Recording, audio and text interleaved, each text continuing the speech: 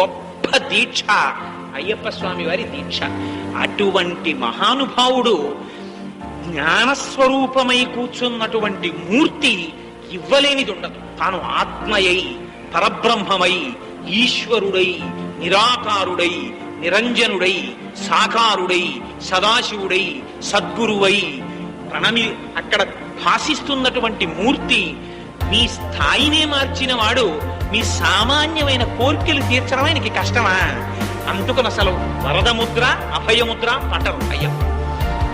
అంత భక్తి కలిగిన వాడిని సర్వకాలముల యందు ఆయనే కాపాడుకుంటారు. ఎందుకని? అనన్యాశ్చింతయంతో మాం ఏ జనాః పర్యుపాసతే తేషాం నిత్యాభియుక్తానాం యోగక్షేమం వహామ్య.